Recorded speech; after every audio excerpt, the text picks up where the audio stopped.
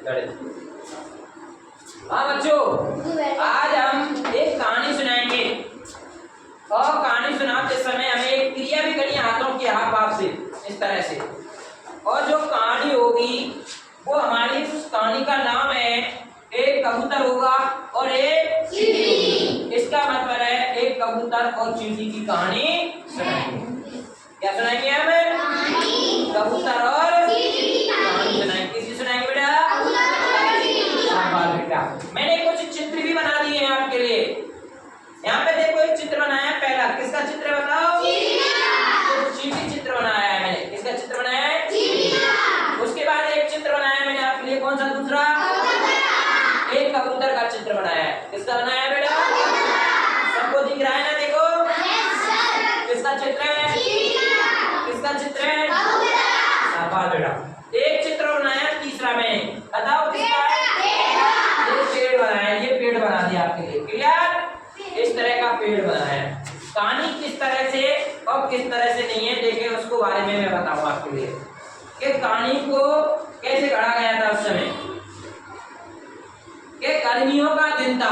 कैसा मौसम था उस समय? चींटी बहुत प्यासी थी उस समय। प्यास लग रही थी चींटी को प्यास लग रही थी उस समय। प्यास कहते हैं झरने के पास। किसके पास? झरने के पास जाती है और जाते जाते झरने के पास एक कोई चिकना पत्ता होता है उस पर चढ़ती है और तालाब के पास झरने के पास पानी पीने के लिए जाती है।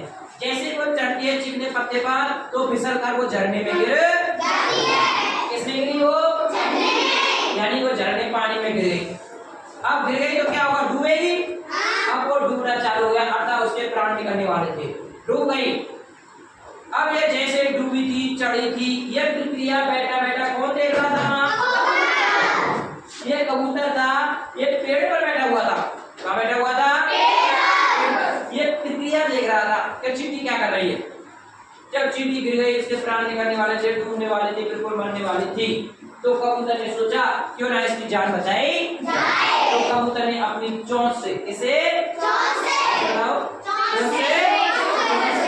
चोंच से पेड़ में से एक पत्ता झरने में तालाब में गिरा। अब तालाब में गिरा दिया तो वो पत्ता चींटी के पास पहुंचकर चींटी उस पत्ते पर चढ़ गई। चींटी किस पर चढ़ गई? पत्ते पर चढ़ गई। हवा के द्वारा पत्ता सूखे स्थान पर पहुंच गया और चींटी बाहर निकल गई।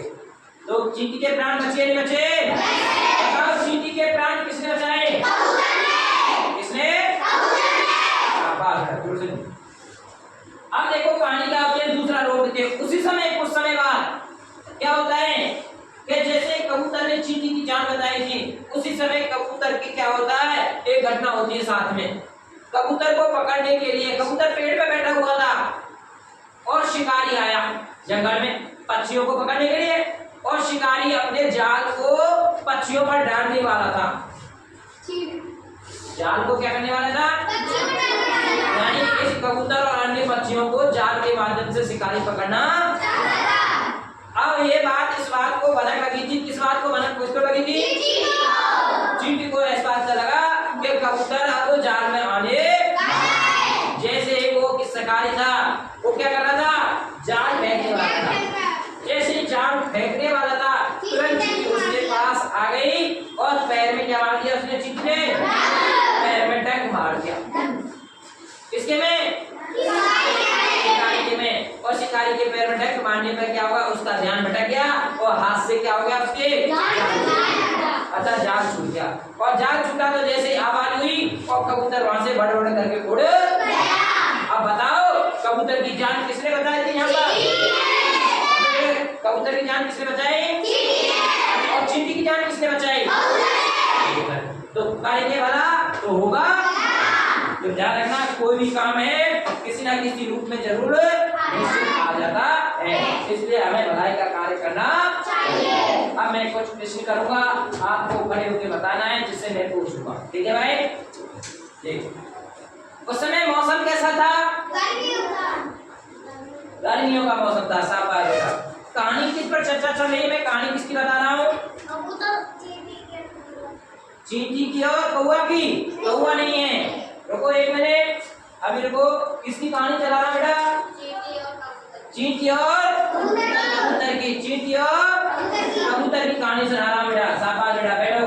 बिल्कुल बताओ, चींटी पढ़ियो बेटा। चींटी की जान किसने बचाई? कबूतर ने। किसने बचाई? कबूतर ने। शाबाश, वेरी गुड, पढ़ियो बेटा। पेड़ पर कौन बैठा था? कबूतर। कौन बैठा था? कबूतर। शाबाश बेटा, पढ़ियो। देख, कबूतर की जान किसने बचाई? चींटी ने। किसने बचाई? चींटी ने। कैसे बचाई बताओ? शिकारी आया, हाँ। उसने चींटी ने उसके रंग मार दिया और हाथ से गए, हाथ से जाल गिर गया, जिसे कबूतर उड़ गया। आवाज आ गई, उड़ गया। बिल्कुल, शाबाश शाबाश। तो इस तरह की ये कहानी होती है। कौन सी कहानी सुनाई